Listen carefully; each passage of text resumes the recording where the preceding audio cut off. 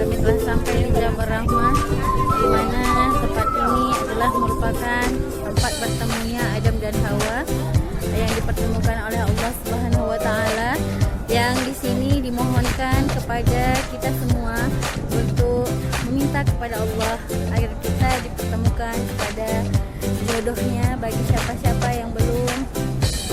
Semoga Allah mempertemukannya dengan jodohnya yang soleh dan solehah. Inilah Jabal Rahmah.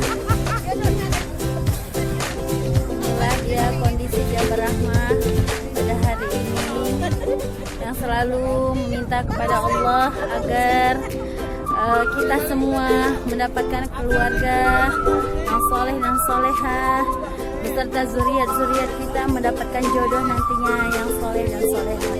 Terima kasih. Assalamualaikum warahmatullahi wabarakatuh. Subhanallah walhamdulillah. Ini adalah Jabal Rahmah. Saudara-saudara, yang ada batunya putih. Ya.